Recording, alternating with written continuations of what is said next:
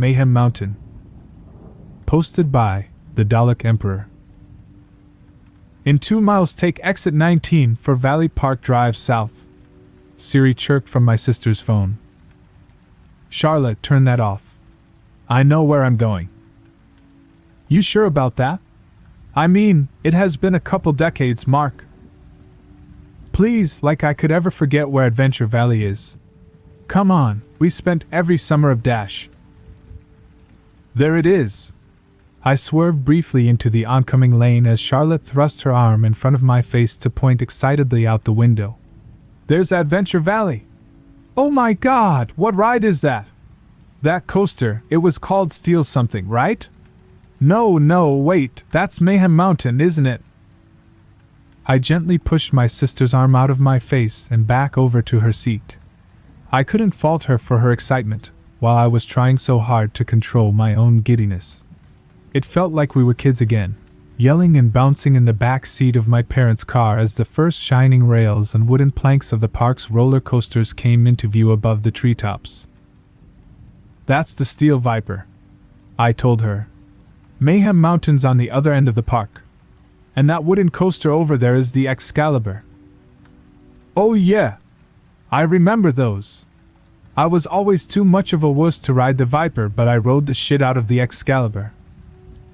Well, Charlotte, you're an adult now. I think it's time to take on the Viper. As long as the contractors have tested it and given it the okay, I'm in. That was really the question, wasn't it? We didn't know which rides had been inspected and cleared and which ones hadn't. I sent up a silent prayer that Mayhem Mountain was counted among the rides that had. I'd left Brandon several voicemails asking about it since he was the one in charge of everything. But with how fast things had been moving since we bought the park, I couldn't fault him for being a busy man. If you told 12-year-old me that my crazy, hyper, wild-eyed friend Brandon Decker would end up graduating cum laude from Northwestern Business School, I would have laughed in your face. Brandon? No way. Tyler maybe, but never Brandon. In fact, half the reason I think he chose a business designation was because of Adventure Valley. When the park had closed in 1989, Brandon had gathered us all together in his basement, and, with a gravitas and solemnness I've never seen in him before or since, asked us to make the pact. At the time, the promise had been the most serious vow that 5 12-year-olds could ever make.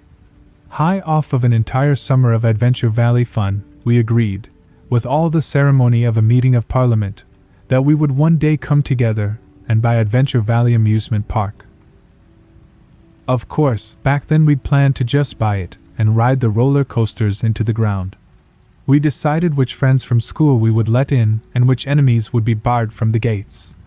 It had always been our park, and it was only right that we should have it. It had taken 20 years, but we eventually did fulfill our promise. With a hell of a lot of pushing from Brandon, and a sizable offer of collateral from Tyler, the bank had agreed to give us the multi-million-dollar loan to buy, repair, refurbish, and reopen the park. The size of the loan that the 6 of us were responsible for gave me nightmares for several weeks. How would this place ever turn a profit? It had been closed decades ago after operating in the red for several years. The county had experienced a high number of runaways and missing persons in the area in the last years of the 1980s. The entire region was on edge as the cases mounted and people in the area became depressed and suspicious of each other. It had absolutely killed park attendance. But seeing the first cresting waves of roller coasters' rails through the trees made me all but forget about my financial worries. This was Adventure Valley, for Christ's sake. If we opened the gates, people would come. There, that's our exit, Charlotte squeaked. I pulled off the interstate and took a left under the bridge. Less than a mile later we came upon the acres of the park's parking lots to our right. We turned in and drove all the way up to the front near the gates where several other cars were parked. A Lexus, a Mini Cooper, an old Chevelle, and a Honda Civic, another rental car like ours. Looks like we're the last ones here, Charlotte said. She was right. As we pulled up next to the Lexus, I noticed a group of people standing next to the ticket booth. waving to us excitedly. "Oh my God, is that Tyler? Jesus, he's lost some weight. He's so skinny now. And Brandon's losing his hair. Holy shit, is that Koji? Koji got hot." "Calm down, Paris Hilton, these guys are my friends. They're off limits to you, same rules as when we were teenagers. Besides, half of them are married." "Really? Which half?" I raised an eyebrow at Charlotte and shook my head in amused bewilderment. My little sister never had outgrown her boy craziness. "Wait, who's that?" Charlotte asked as we got out of the car. "What? That's Scott." "You know Scott." "Not Scott. Scott looks exactly the same. The girl next to Scott." Oh. I had put this off so long that I'd actually forgotten to tell my sister at all. "That's Danny, Scott's girlfriend." "Danny as in Danielle Bircher?" "Well, yeah." My sister gave me such a horrified look that you'd think I'd betrayed her to her death. But it was fleeting and quickly replaced by a sly smile. "Fine by me. I'm sure she's not the same person she was in high school. We're all adults now, right? Now come on, let's go." A sigh of relief escaped my chest as I slammed the car door and followed Charlotte over to the entrance. Though I saw most of these guys every year, seeing us all here together, standing at the ticket booths of Adventure Valley, brought me a sort of happiness I hadn't experienced in many years. Mark fucking Lantis. "I can't believe it." Tyler had an edgy, commanding voice that probably made his many employees shudder and scatter. But I knew him like a brother, so his bravado just made me laugh. "Can you believe it?" I asked as I gave him a hug and a slap on the back. "Back at front gates. $15 a day doesn't seem so ridiculous now." "Pfft, $15 a day, my ass," Brandon said as he shook my hand. "By my math, it looks like we'll be charging about $65 a day." "I'll pay it." Charlotte smiled as she gave Koji a hug.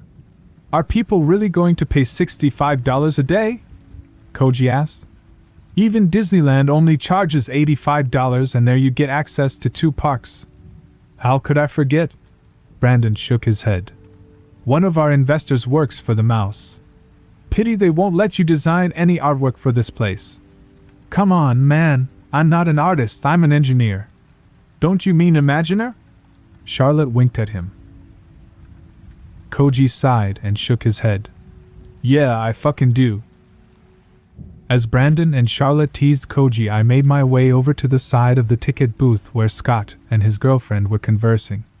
I didn't know why Scott was being so standoffish, but I thought it might have something to do with the investment. Scott, the least well-off of us 6, worked at his dad's collision shop and hadn't had a whole lot of money to invest. I thought maybe he was embarrassed about the money, but now, watching him lean against the booth with slowly shifting eyes, I realized it wasn't that at all. Scott was just stoned. Same old Scott. "What's up, Burnout? My brother. I haven't seen you in like 15 years, how about a bro hug?" Scott smiled and pushed off the wall to come give me a quick hug. "Hey, how's it going, man? Fuck, look at you. What's your diet, man? Rabbit food and lettuce? You're not gonna get any ladies with that skinny body. Your mom doesn't seem to mind." "Hey, Mark. I'm Danny. Do you remember me? Danny Bircher?" Scott's girlfriend gave me a shy smile and stuck out her hand so we could engage in a stiff handshake. "Yeah, I think so.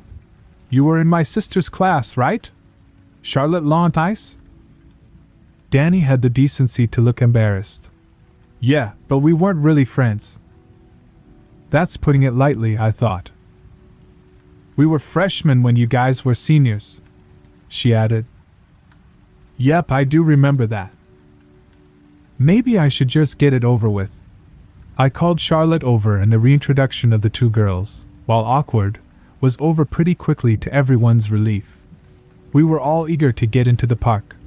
It was odd not stopping at the window for tickets, and even odder to walk around the rusting turnstiles of the front gates. I delighted in reminding myself that we owned this place now. Brandon gave us a tour of the park. Now so much of the geography, We all knew that inside and out, but of the hypothetical layout and reorganization of the park as he saw it. The Excalibur is going to need the most amount of work, according to Rich, Brandon's head contractor. A roller coaster made of wood exposed to the elements for all these years. We'll keep as much of the original structure as is safe, but we might have to rebuild most of it. Do we have the money for that? Scott asked loudly from where he walked behind us with Danny. Yeah, Tyler said. We have the money for that. Mr. Moneybags. That mini dealership treating you good? I nudged him hard with my shoulder. Tyler stumbled but kept enough composure to push me back into a passing show stall. Those 6 BMW dealerships are treating me very well. Well enough to serve as the sizable collateral we needed, Brandon added. So, Charlotte ran up behind us and threw her arms around Tyler and Koji. Can we ride some rides? Are you kidding? Why do you think we're here? Tyler laughed. I'm just here for Mayhem Mountain, I said, clapping my hands and rubbing them together eagerly. Brandon threw up his hands. All right, fine. I thought you guys would be interested in how your investment is coming along. Koji snorted. All we're interested in is the projected ROI and, more importantly, which rides have passed safety inspection. Oh, Brandon stopped walking and tried to look annoyed, and failing that, he smiled. A little over half of them are rideable. Suddenly everybody was talking at once. Is Steel Viper open? Yep, that one's on. What about Snapdragon? That one is good to go, too. Renegade Falls? The water's not on. High Roller? Yes. Space Spin? Oh yeah. Power Tower? They're doing the inspection this week. There was only one ride I really cared about, mine and Brandon's favorite. What about Mayhem Mountain? Fuck. Yes, he answered to collective groans from the rest. Mayhem Mountain had always been our thing. The others had always been happy to ride High Roller and Snapdragon into exhaustion. Brandon and I always split off toward the end of the day to ride Mayhem Mountain into the twilight hours. Ugh, Charlotte shuddered. I hate that ride. It's boring as hell, Koji agreed. I helped design something similar for Disneyland Hong Kong. We put it in Fantasyland for fuck's sake. Hey, that ride is awesome. It's long and it goes upside down, I argued. Charlotte is even too scared to ride it. I'm not scared of that ride, it just gives me the creeps. Something about it just, I don't know, seems off. Alright, look. We'll start at this end of the park and work our way towards the back. That way we can ride every ride that's passed inspection, including Mayhem Mountain, Brandon said. And Snapdragon, Tyler added, and the others nodded excitedly. Yes, every ride. And of course we can ride them, you know, as many times as we want. Hell yes, brother. Koji high-fived Brandon, and we headed down the street towards Space Spin. Our progress through the park was blissfully slow. Everyone wanted to ride every ride multiple times, and one person always had to stay in the loading area to operate the ride. It only took an hour or two to forget that I was a fully grown 35-year-old man. Being back here, running through the lineways with my friends, arguing who got the first row of the first car, it was like being 12 years old again. Still, Maya was constantly drawn up over the buildings into the distance, to the back of the park where the high, gleaming rails of Mayhem Mountain shined in the unobscured sun. There would be no arguing who got front row on that coaster. It was me and Brandon. It was always me and Brandon. Charlotte, Tyler, and Koji were the most like children, constantly running ahead and arguing over which ride to get on next, yelling back to ask Brandon if this one or that one had been cleared by the contractors. Brandon and I held back from the group a bit, discussing ideas and possible improvements for the park. Scott and Danny took up the rear of the group, quietly talking and lighting joints. When we arrived at the Enterprise, a simple ride that consisted on spinning cars on a circular track, I offered to flip the switch while the rest of the group rode to excess. The Enterprise always made me sick when we were kids. Brandon offered to stay on the platform with me to chat while everyone else rode the ride. I flipped the switch to turn the ride on, and as the cars spun away from the loading area, the Enterprise's signage came into view. I sighed. All day I had been trying to ignore the bright graffiti sprayed all over the park, but the words painted over the signage for the Enterprise were impossible to ignore. Where did the missing kids go? And the rest of the graffiti in the park was much the same. Most said things like, "Where are they? Runaway Row. Find Ryan Kinski." And, "The missing are now dead." Similar sayings could be found in towns sprayed across a few dilapidated buildings in the industrial district. Brandon's eyes avoided the sign, but I could tell he was thinking about it, too. "Do you think the reason they shut this park down, do you see that being an issue for park attendants?" I asked as casually as I could. Brandon was quiet for a few moments, as he waited for the ride to slow to a stop so he could flip the switch again. "Nah, I don't think so. Low attendance issues aren't actually what shut the park down." "They aren't?" This surprised me. "Nope. When we were negotiating the sale of the park, I was given access to the park's financials in the 80s. So they weren't operating at a loss?" "Oh, they were. But this park has operated in the red since opening day in the 70s. Half of their revenue was being fed back into something called county services, whatever that is. The bank couldn't tell me, and believe me, I tried to find out." "County services?" I mused. "Yep. Bizarre. And according to the paperwork, the park was closed because the owner didn't want to live here anymore. And he couldn't be bothered to wait for a decent offer on the property, so he just sold it to the bank for next to nothing. So he was a rich guy." I leaned back against the railing to stretch my back. "And an idiot." "Yes, to an extreme in both cases. The owner of the park was Abel Bisset." "Abel Bisset? Related to that French billionaire, I'm guessing?" Brandon nodded. "Michael Bisset. He built this park for his son in the 70s. Abel was never really what we would call business inclined. I've always heard him described as simple. I can't believe the son of a billionaire lives in this area." "Well, not anymore. He moved on decades ago." I shook my head in disbelief. Who would ever have thought that our simple little park was owned by a famous billionaire's son? Hell, I may have even sat next to him on rides and had no idea. "You guys want to go again?"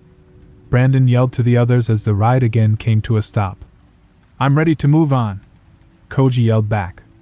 "Anybody want to ride again?" "Nope," a chorus of voices replied. It was near 5 o'clock when we finally arrived at Mayhem Mountain. As the sun began to set, a familiar panic and urgency welled in the pit of my stomach. It took a moment for me to realize that we didn't have to leave when the park closed this time, because the park didn't close. We could stay until sunup if we wanted to. As I eagerly approached the turnstile for Mayhem Mountain, Tyler spoke up behind me. "Listen, can we run into town and grab something to eat before we ride Mayhem?" "You really want to ride Mayhem after we eat?" asked Koji. "Good point. There's only one loop." Danny rolled her eyes. "Two," I said. "Don't forget the inline roll." "Yep, 2," Scott answered. "Plus it's a 2-minute ride. If your food isn't sitting well, you've got a long wait till it's over." "Look," I said, "let's ride it a couple times and then go eat. When we come back we'll see how we feel." Everyone nodded, and we started walking through the lineways up to the platform. When we reached the loading dock, I was excited to see our favorite green car sitting on the track. "Front seat!" Brandon and I yelled simultaneously as the train cars came into view and everyone behind us groaned. "I'm staying here," Charlotte said. "I'll just work the launch pad thingy." "Still scared after all these years, Char?" Scott teased her. "Shut up, Burnout." Scott laughed and tousled her hair before running and jumping into the first car behind Brandon and I. Danny got in next to him, and then Tyler and Koji took the second car. We pulled the shoulder restraints down, and they locked in place. "Ready?" Charlotte asked. "Yep," Brandon yelled back. "Send the car through." Charlotte pulled the lever, and the brakes disengaged. As the car moved forward, I turned to Brandon. "Did we get the green car on purpose?" I yelled to him as the coaster clacked around the load platform and began the clattery climb up the first lift hill. "Yep. We sent cars through here all morning, but I made sure Rich knew to leave the green machine in the loading bay." "Awesome." As the train climbed up the lift hill, I made no attempt to hide my utter glee. I looked out over the expansive park and couldn't believe it was mine. Every track, every car, every turnstile, every screw, from the front gate to the overflow parking lot in the back, it was all ours. How I wished I could go back in time and tell a young me waiting in the 2-hour line for Mayhem Mountain, "One day, you will own this place." And as we crested the hill and the train fell into the first drop, I realized I essentially had gone back in time. At least, I was screaming like a 12-year-old, as was everyone else behind me. We dipped into the first tester hill and then banked hard and up to the second lift hill. We dropped from there, down into the vertical loop, banked around a set of gift ships, up briefly, and then down a small hill into the inline roll. When we arrived back at the loading bay, we were all screaming and whooping. Charlotte didn't even have to ask, just smiled at us and sent us through again. We went twice more before we finally got off the ride. Koji walked over to check out the control panel, while the rest of us taunted my sister. "You sure you don't want to go, Char? It's awesome." "Nah, I'm good. I have no problem being the carny for this ride." She laughed. "Come on, Charlotte, just one time. One time and we'll leave you alone," Tyler urged. No. No way. Not interested. I'll ride anything else, though." "Hey, do you guys know what Track B is?" Koji asked. "Track B? What do you mean?" Brandon walked over to Koji at the control board and raised an eyebrow. "That's weird." "It's probably just the track they use to get the cars into the storage bay," Scott said with a shrug. "No," Koji said. "That's called a transfer track. Track B has to be something else." "Yeah, well, I've been on this ride enough times to know that there is no other track." "Yep," Tyler agreed with me. "He has. So, should we try it?" Brandon tested. "Fuck no," said Charlotte. "If you don't know what Track B is, that means the contractors don't know about it either. Which means it hasn't been inspected in at least 20 years. That's suicide." "Look," Koji said. "If Track B exists, then even the most incompetent of engineers would have found it during an inspection. And Rich cleared this entire ride." Brandon nodded. "It's probably just the ride in reverse. We're good." "Well, we're in," announced Scott from the other side of the track, though Danny didn't look quite on board with the idea.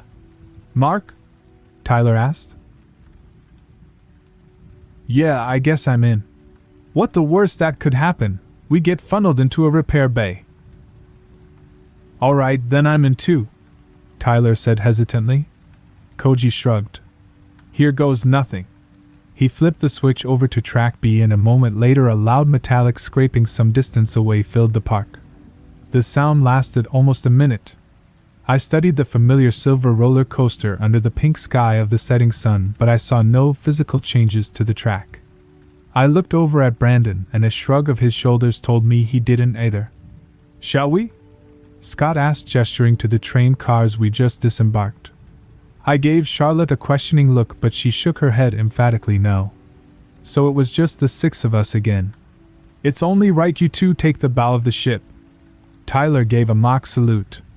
"Oh, captains, my captains." I laughed and hopped into the right side of the front row. Brandon crawled into the seat next to me. Tyler and Koji got in behind us, and Scott and Danny took the back. We pulled the shoulder bars down, and they locked into place. "Are you sure about this?" Charlotte asked when everyone was settled. Danny said something from her place a few rows back, but all I heard was Brandon yelling, "Pull it!" The brakes released and the train rolled away from the platform and into the twilight of dusk. The lights had lit up on the track while we'd been arguing, and the roller coaster looked absolutely beautiful. I was filled with awe and reverence at what this place truly meant to me and my friends. It was a symbol of our youth and innocence and blissful ignorance of the world. It was our own little bubble of happiness. The coaster again climbed the lift hill, and from the top Brandon and I studied the track, but in those few seconds I saw no difference. Brandon looked over and I shook my head at him disappointedly. By the time we reached the vertical loop halfway through the ride, it was clear that there was no track B. But it was hard to be upset because I was still on Mayhem Mountain and still found it an impossible challenge not to smile. We banked around the now brightly lit gift shops, up the small tester hill, and then back down to the inline roll. Except, the inline roll was suddenly above us. We'd missed it. Instead, the track now descended into a large, square hole in the ground behind the gift shops, and we were headed directly into it. I was in too much shock to scream or even move. The black hole swallowed us in an instant, and we descended into complete darkness.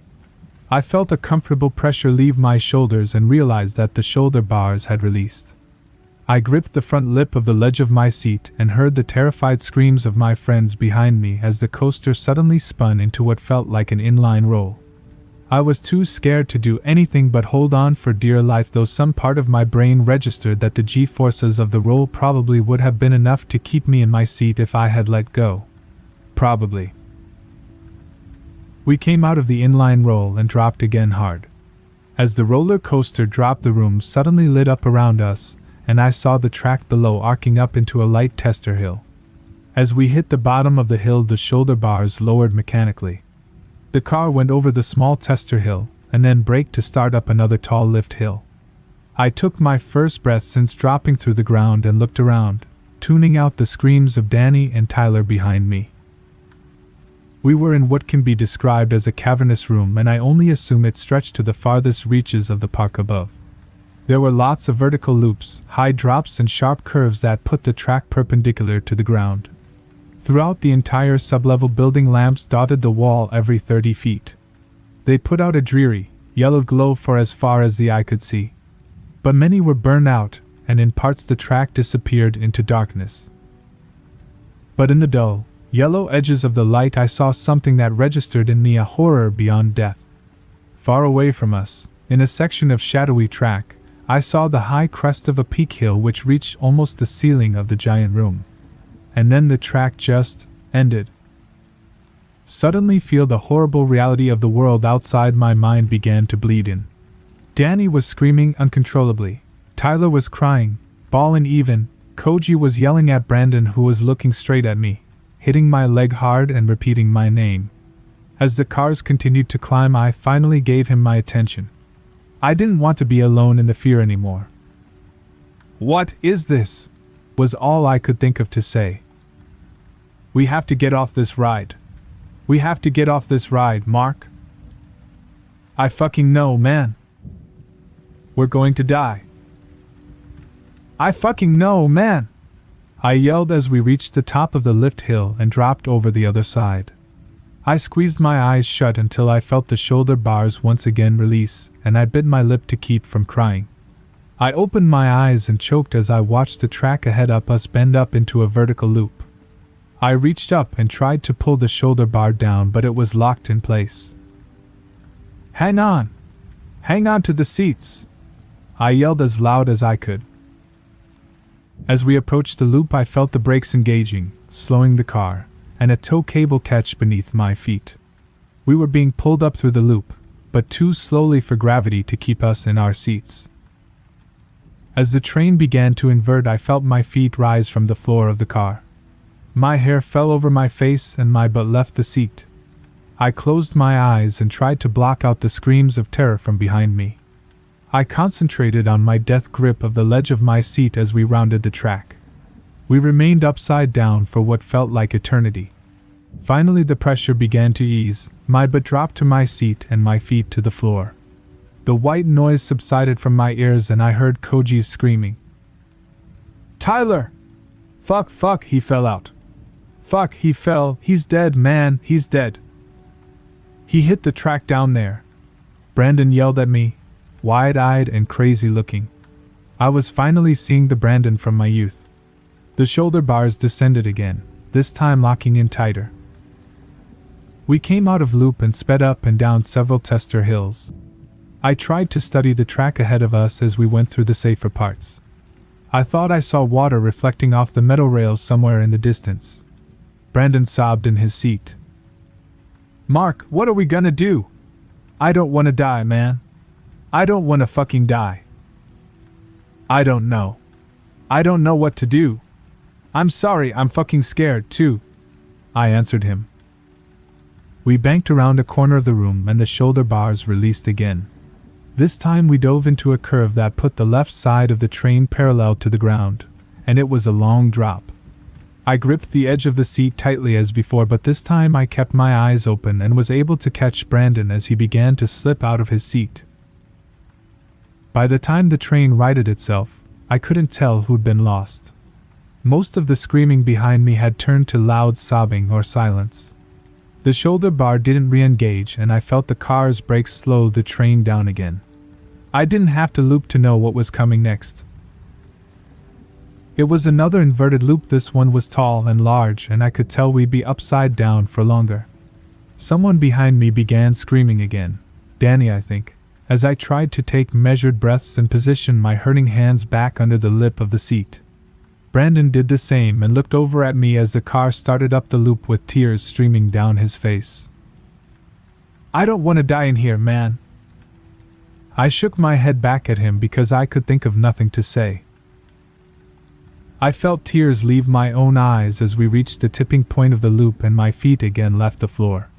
Before we were even completely upside down, I felt my back begin to slip down the seat.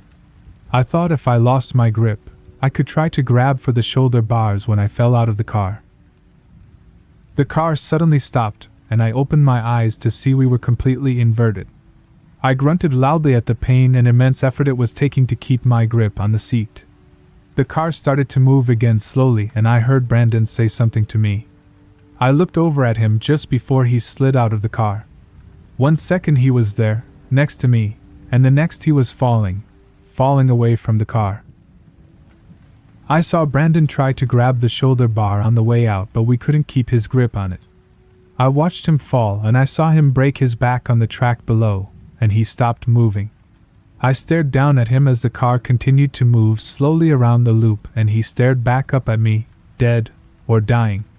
By the time the car hit him on the way out of the loop, he was completely gone. The shoulder bars re-engaged and we went through a dreadfully long period where nothing happened.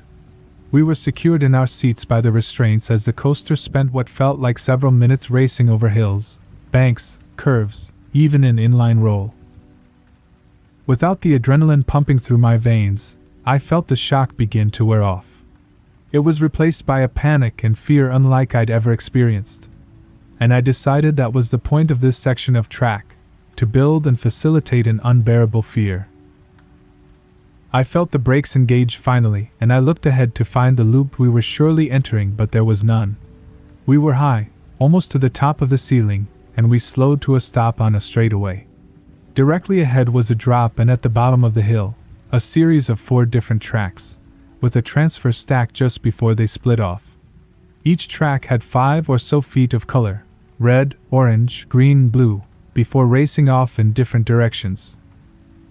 I felt an urgent shaking of my shoulder and turned around to hear what Koji was saying.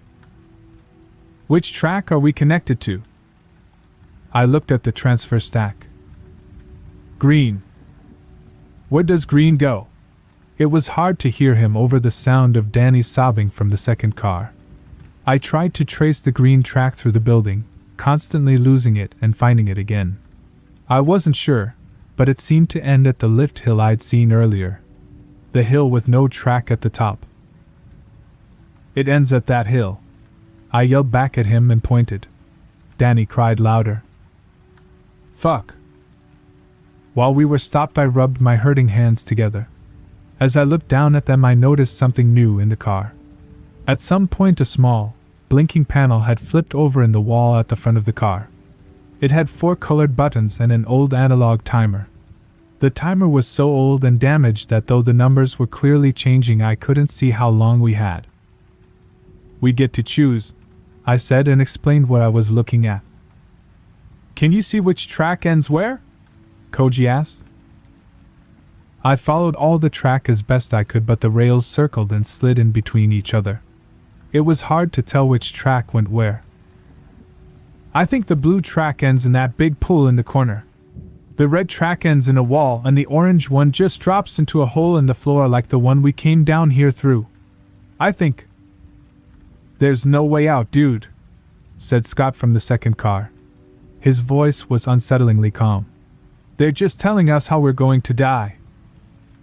We can still find a way out of this," I answered quietly, more to myself than to him. "Choose the pool," Scott said, and I could hear the tears in his voice. "I've heard drowning isn't an awful death. I've heard it's coming at the end." "No, choose the hole in the floor," said Koji. "It's possible it drops down into another cavern like this. There might be more track, which means more time to figure out how to live." "You don't think we'd be the first to choose that option, do you?" Scott asked him. "And no one that went missing ever came back. There's just more death in that hole." "I don't want to die like this," Koji begged. "And at least it's a chance." Danny was still whimpering in the back and offered no suggestion. It seemed the decision was up to me and I had to make it fast. I knew I didn't want to die by dropping off the track. I didn't want to drown. Perhaps the quickest death was the wall. More than likely we would all be killed instantly. Less suffering, less time to think about our fates. But the truth was, I wasn't entirely positive which track ended where. It was all educated guesswork and my time was up. "The orange. Let's go down to the second floor, if there is one." Scott and Danny said nothing and Koji choked out the last words I'd ever hear him say. "Push it before it chooses for us." Before I could think about it any longer, I pushed the orange button and committed us to whatever death it led to. We heard the metallic scraping of the track transferring below. Once the orange track was securely connected, the brakes on the car released, and the train rolled slowly toward the drop. Danny started screaming again. As we dropped down the hill, I got a better view of the orange track. There was a vertical loop ahead that didn't look as high as the others we'd been through. In fact, it looked like there was a chance the fall wouldn't kill us. If it wasn't an optical illusion, and if the shoulder bars disengaged for that loop, we might have a shot at living through this. I yelled back to everyone behind me. "Let yourself fall out of the loop, the one up there." No one responded to me, which didn't matter because I didn't think I'd have the courage to let go of the seat anyway. We raced along the track in and out of banks and curves. At one point we passed along the pool and I looked down. Below the water surface, the track ended above an even deeper pool. I could see the shadows of several coaster cars at the very bottom. I suddenly felt the brakes engage and I realized we were coming to the loop. I tested the shoulder bar by pushing up on it, but it stayed locked. I was somewhat relieved in that moment to know I wouldn't have to make the decision to fall out now or gamble on the orange track. But suddenly, the restraints released. As we started up the loop, I gripped the lip of the seat tightly and turned my head back to look down. It looked like we were very high, and I only hoped the ground was the loosely packed dirt that it looked like. I had to choose now, the fall or the hole. I chose the fall. As I began to slide up the seat, I yelled at the others to let go and fall out of the car. And then I closed my eyes and let go. I felt my head crack the shoulder bar on the way out. It wasn't like a slow-motion fall, it was over before I realized that I'd actually let go. One moment I felt an intense pain as my head hit the bar, and in the same moment I realized I was on the ground. I hadn't even had the time to realize the possibility of hitting the track below, or get run over by the cars. I opened my eyes in time to watch the cars speed over the track above me. The pain didn't hit me all at once. I had one long, blissful second before I felt it. And then I was in agony. I'd hoped my body was so in shock that I wouldn't feel much of the pain, but I felt it all. I concentrated on keeping my eyes open and trying to catalog the damage. There was blood on my clothes, but I didn't know what part of my body it was coming from. I heard screaming as well, but I didn't know if it was in my head or coming from my friends as they approached the end. I didn't want to move, didn't think it was safe to move, but I knew I had to, if only to pull out my phone. With trembling fingers I pulled the thing from my pocket and brought it to my face, trying to focus on the screen. But it was shattered and refused to even turn on. I threw it away from me, and then I realized the silence. Their ride had ended. With a great amount of effort I rolled over onto my stomach and dragged my broken body across the ground toward where I thought I remembered seeing the hole. I crawled for what seemed like hours, and maybe it was. Sometimes I tried to stand or even kneel, but the pain in my back and ribs was too great. I passed out several times from shock and pain, but eventually I made it to where the track disappeared into the ground. I pulled myself to the edge and looked down inside the hole. The track ended just below the surface. It was a natural shaft with walls made of rock. I didn't know how deep it went, and I didn't want to. It was a fate I'd only narrowly escaped. But then I thought my friends were down there and maybe someone survived. Koji? My voice echoed loudly down the shaft. No answer. Scott? Nothing. I reached for a nearby screw and dropped it down the hole. It took half a minute to land, and when it did it was with a tink as it hit something metal. The small sound echoed up the shaft and out into the cavernous room, and I realized this place was built with acoustics in mind. I rolled over onto my back and studied everything I could see from where I was, staving off my body's desire to pass out again. I felt nothing but numbness when I finally saw what I was looking for: a long, panoramic window in the far wall. I knew what track B was for, and I finally let myself slip away into the darkness. I remember very little of my rescue.